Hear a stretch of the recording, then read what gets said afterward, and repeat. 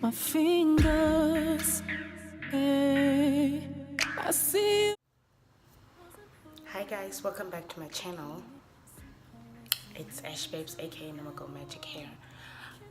Today what we're gonna be talking about is basically something very close to my heart, something that I live for, something that I'm passionate about, and that is basically, the five changes, the five things or the five changes that I want to see in my beautiful, amazing, breathtaking, resourceful Namibia. Top five things for me, the things that I want to see changes in. And the first thing basically is unemployment. Of youth, of old people, of anybody, there is a high percentage of unemployment in Namibia. And now we're at the point, especially for the past 2 years, I think, where we have economic struggles, where the economy is deteriorating, the economy is on the floor, the economy is being trashed on, the economy is being on everywhere. It is just rubbish. And that leads me to my point, unemployment, which already has been going on, but now, especially for the past 2 years, it has been disgusting. People can't find jobs. People that go to college, people that go to universities, finish their studies, that have qualifications, don't have jobs, can't find jobs. Because there are no jobs, because the country doesn't have money, basically. And the years, the 4 years, the 5 years, the 6 years, the 2 years, or the year that you spend on studying comes to the point where you're like, oh my gosh, why did I even go through all that assignments, all that exams, all that money that I had to pay from my pocket? Because some parents have to pay out of their pockets for the kids to at least, have a qualification. So unemployment. And then we have people that try to create jobs, businesses, but these things go bankrupt in 2-3 years, 2-3 months, because apparently the economy. So I hope that we get to a better place where people can get employed, people can put breads on the table, people can get their coins together. And the second point for me is safety. Because I think hand in hand, safety and unemployment or employment goes hand in hand for me personally. Because the fact that all those reasons, which I'm not going to repeat again, because of all those reasons that I just mentioned, people are residing or, starting to grab people and grab the phones, bank frauds, all those things, and it's not safe anymore. We can't even go out here with our phones. We can't take a picture. We can't talk on the phone, because basically the phones that we have purchased the phones for the street thugs, for the churches. Because now, since we can't find employment, people are starting to find employment in the ways where they can rob other people. And it's not safe anymore for us ladies especially to be in Namibia, to walk around in Namibia, to do anything. We don't have the right. We actually do have the right, but we can't do these things because we are scants.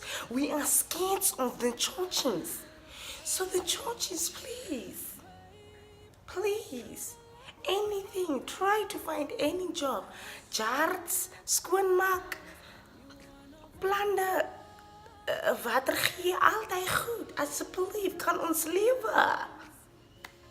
And the third point for me is corruption. Corruption, where the government officials, the politicians all over the world, especially in Africa, especially in Namibia, funds that are meant for poor people, that are meant to feed the poor, that are meant to develop the villages, that are meant to develop this, that are meant to create employment. People in the offices, in the government, the politicians, they steal this money and for their own enrichment, and this leads to us as youth, or us as people who are less fortunate, us who don't have money, us who can't find employment.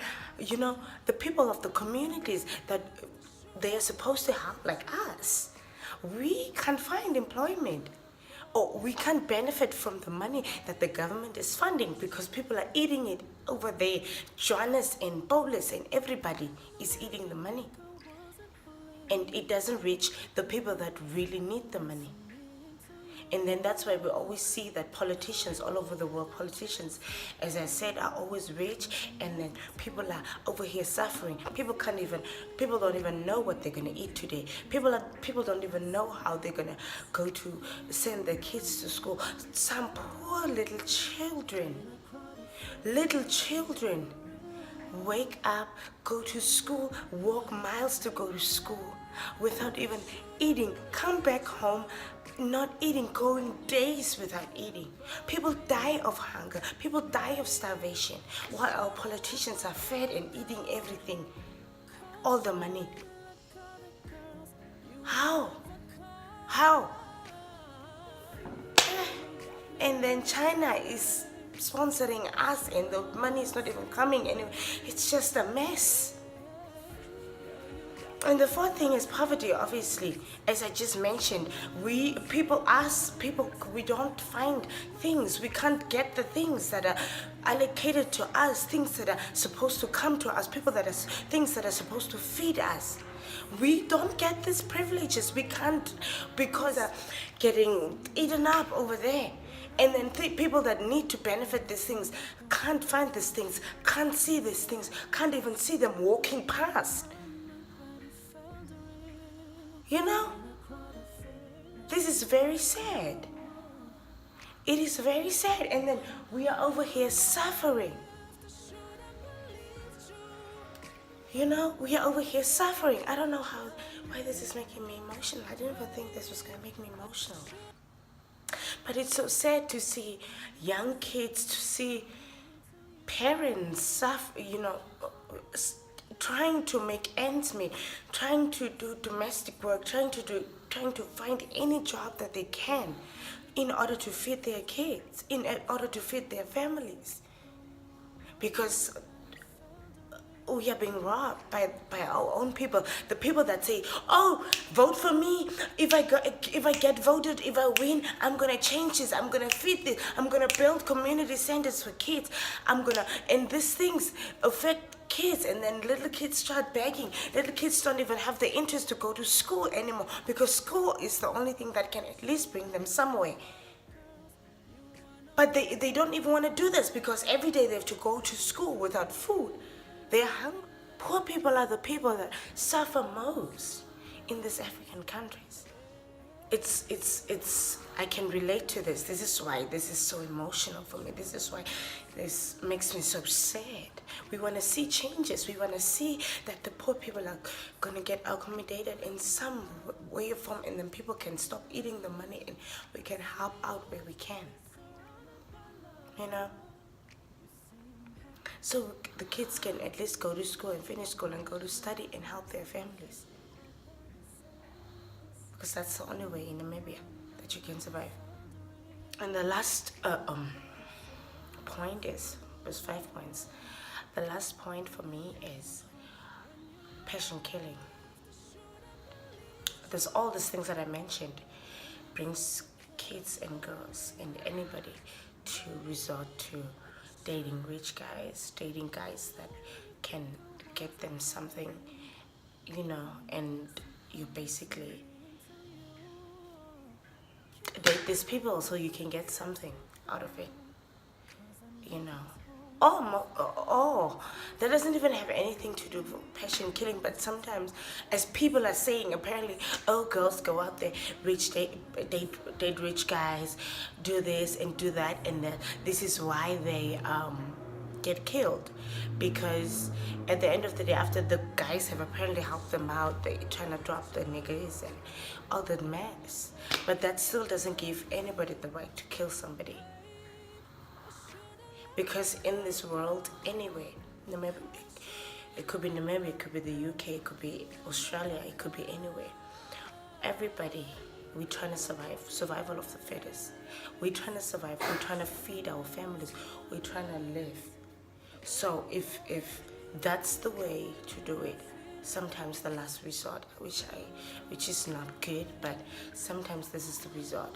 And girls, you know, date sugar daddies and all those things, and blessers. And the blessers feel like they own those people because they provide for the people, they make life easier for the people in this, and in the sense of when you drop this nigga, or you don't want to be in this abusive basically relationship or emotional blackmail anymore, you are, the only resort for you is to be killed. You are being killed. The only person that has that right is God, because nobody can kill you. Nobody should be able to kill you. God should be the one that decides when you should exit and can exit this world. But not even that. It's besides the point of dating rich guys and all that stuff. Sometimes guys are just feel like they own women, where they feel like they can kill the woman, and that's this. And then at the end of the day, you see that you don't benefit anything. Sometimes you don't benefit anything from this relationship. It's not always just dating rich guys. Some people don't even date rich guys. This is the most guys are not even rich, and then you date this guy out of love and out of that, and then he sees you don't want to be in this anymore because he's abusive, he's emotionally abusive, he's spiritually abusive, he's financially abusive, he's probably dependent on you. And then you like, but this is not bringing me anywhere, this is not taking me anywhere. And then you're trying to get out of this thing, and then this guy is just like, okay, if you're not gonna be with me, I'm gonna, you know, kill you, or I'm gonna, you're not gonna be alive, period. If you're not gonna be with me, you're not gonna be alive. It's not on earth. Judgment is when you die and when you go to heaven or wherever, the afterlife. Because God is the only person that can judge you. So basically, stop this mess, stop this patient killing, stop this corruption, stop this unemployment, stop this can we be safe in this Namibia and all those things. Please, please, that's all we ask for. This is not a lot of things. We're not asking you to break your leg or break your neck. Yeah, thank you guys for watching my video. Until next time, please don't forget to like, share, and subscribe. Bye-bye.